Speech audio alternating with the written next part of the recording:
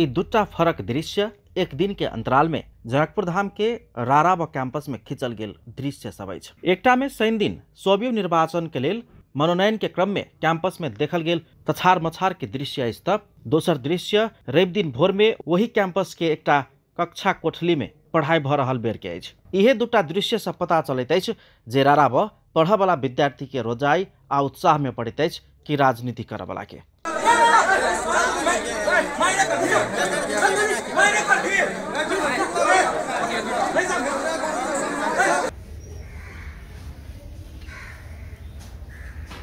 रवि दिन करीब 9 से 10 बजे भोर में कैंपस में उपस्थित विद्यार्थी सब अधिकांश बाहरे खाड़ छल आ राजनीति के बातचीत चले छल। वाणिज्य संकाय के किछ विद्यार्थी सब कक्षा कोठली में पढ़ि रहल छलनि। सोबियू में नेतृत्व के लेल उम्मीदवार बनल विद्यार्थी अगुआ सब बाहर विद्यार्थी सबके ठाम ठाम में जमा कऽ मतदान के लेल फुसलबैत नजर आबि रहल छलनि। शैक्षिक गतिविधि आ उन्नति तहिना अतिरिक्त क्रियाकलाप सुनसान जकाँ होबऽ वाला एहि कैंपस में निर्वाचन से किछु प्रभाव पारने अछि आ चहल पहल मुदा बढ़ौने अछि। कैंपस प्रमुख प्रदीप कुमार प्रसाद राजनीति व्यक्ति परिवार समाज केकरो समेत नहीं छोड़ने एहि अवस्था में युवा विद्यार्थी सबके जमात रह वाला कॉलेज आ कैंपस में राजनीति के प्रभाव पर्नाइ स्वाभाविक बात रहल बतबै छथि। सबभन्दा पहिला त म यो धाराशाही वर्डबाट त्यो एग्री गर्दैन। केही त्यो बदलाव भएको हो तर शिक्षा क्षेत्रको लागि यो कलेजहरू गभर्नमेन्टको कलेज हो, त्रिभुवन युनिभर्सिटीबाट सञ्चालित कलेज हो, आङ्गी क्याम्पसहरू त्यो धाराशाही पूर्ण रूपले भएको छैन, त्यो हुन पनि सक्दैन। अवस्था अलिकता नराम्रो कारण यसको धेरै हो। यसमा मेन कारण गभर्नमेन्टको पोलिसी।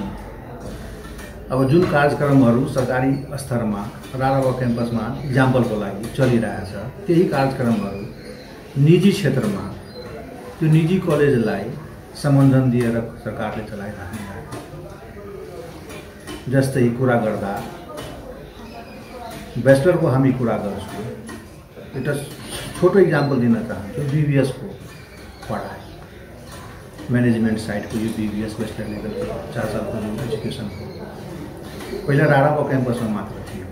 2014 साल में स्थापित करीब 7 दशक पुराना एहि कैंपस के दुरावस्था सरकार आ त्रिभुवन विश्वविद्यालय के कारण भेल कैंपस प्रमुख प्रसाद के आरोप अछि। कोनो समय छल बीबीएस एहि कैंपस बाहेक जनकपुर में कतौ पढ़ाई नहीं होइत छल। आई टीयूए के संबंधन से बहुते निजी कॉलेज आ कैंपस सब में समेत बीबीएस पढ़ाई भ रहल अछि। तो ई अवस्था किया नहीं हैत? कैंपस प्रमुख प्रसाद प्रश्न कैलनि। अब सरकारको नीतिको कारणले यो प्राइवेट सेक्टरमा प्राइवेट कलेजहरूमा पनि बीबीएस चलिरहेछ, चलाइरहेको। अब त्यो बीबीएस को पढाइ मात्र राराब क्याम्पसमा रहेन, त्यो 4-5वटा कलेज यहाँ जनकपुरको त्यसमा बीबीएस चलिरहेछ। त विद्यार्थी त डिभाइड हुन्छ, बिल्कुलै निराधार छ। निराधार कुन सेन्समा छ? यो राराबमा काम गर्ने कर्मचारी नै टिचरहरूले जुन अन्यत्र काम गरिरहेको हो, बाहिर प्राइवेट कलेजहरूमा काम गरिरहेछ, त्यो अनुमति लिएर काम गरिरहेको, त्यो पर्मिसन टियूले दिएकै हो र टियूबाट पर्मिसन लिएर त्यो मात्र बाहिर गरिरहेको काम। अहिले राजनीतिक प्रभाव त हरेक ठाउँमा छ, राजनीतिक त हरेक ठाउँमा हामी गरिरहेका छौँ। यस्तो व्यक्ति, यस्तो घर, यस्तो परिवार, यस्तो समाज जो राजनीतिबाट प्रेरित छैन त्यो खोज्न धेरै गाह्रो छ। राजनीति त हरेक ठाउँमा छ, त्यो त आफ्नै ठाउँमा। राज्य के गलत नीति के कारण सरकारी कैंपस के अवस्था दयनीय भ रहल बतबै तो एखनो किछ नहीं बिगड़ल धारणा रखलनि। राज्य चाहलक आ ठोस नीति बनौलक त निजी कैंपस से सरकारी कैंपस एखनो प्रभावकारी होबाक हुनक दाबी अछि। शिक्षक आ प्राध्यापक सब सरकारी में नीक से नहीं पढ़ा रहल आ उहे शिक्षक आ प्राध्यापक निजी विद्यालय आ कॉलेज में नीक से पढ़ा रहल बात गलत बात रहल हुनक कहब छलनि। मुदा विद्यार्थी नेता सब 1.5 दशक धरि सोबियू नेतृत्व विहीन बनला से कैंपस प्रशासन मनमौजी केला से कैंपस सब की अवस्था एहन होब पहुँचल आरोप लगाब रहल अछि। विगतका दिनमा पनि शिक्षाका लागि हामी नियमित रूपमा गुणस्तर शिक्षा विद्यार्थी कसरी यता अध्ययन गर्छ त्यतिखेर हामी काम गरेकै छौँ। त्यो यहाँका विद्यार्थी साथीभाइसँग एकचोटि आन्तरिक रूपमा पनि दाइ हजुरहरू गएर सोध्नु होला। विगत 70 देखि 73 को मैले जति बेला हेरेँ, 73 सालमा मैले एउटा चुनाव हेरेको थिएँ, जति बेला दल दर्ता गराउनु बेलामा क्यान्सल भएको थियो। त्यति बेला स्टुडेन्ट चाहिँ पुग्थेन, तर विभिन्न सङ्गठनका विद्यार्थी उम्मेदवारीहरूले आफ्ना आफ्ना विद्यार्थी भर्ना गराउँथ्यो भोट ब्याङ्कका लागि। तर अहिलेको अवस्था के छ, जुन 2079 सालमा चुनाव हुँदैछ चैत 5 गते 7225 मतदाता छ। उनीहरू सब नियमित रूपमा अध्ययन गर्न आउँछ। रेगुलर स्टुडेन्ट 2000 का हाराहारीमा अध्ययन गर्न आउँछ। कोही एक दिन एब्सेन्ट, कोही एक दिन प्रेजेन्ट गरेर यतिखेर हाम्रो 3000 को हाराहारीमा स्टुडेन्ट आउँछ। होस्टललाई व्यवस्थापन गर्नु र दोस्रो नम्बरमा यहाँ पढाइको वातावरण एकदम ध्वस्त पारिदिया छ। जस्तै भनेको यहीँको टिचर बाहिर गएर पढाउँछ भने एकदम राम्रो टिचर, 1 नम्बरको टिचर, तर यहाँ पढाउँदा त्यो टिचरसँग विद्यार्थी किन असन्तुष्ट, त्यो कुरा एकदम राम्रो सबभन्दा ठुलो विषय छ। त्यो लिएर हामी सबभन्दा पहिला जित्ने बित्तिकै सरलाई भन्छु, या रिक्वेस्टले होस् या हाम्रो ड्यासिङले होस् कि सर तपाईँ यस्तो भइ किन रहेछ, तपाईँ प्राइभेटमा पढाउनुहुन्छ भने 1 नम्बरको हो, तर यहाँ पढाउँदा तपाईँसँग विद्यार्थी सन्तुष्ट छैन। त्यो भयो।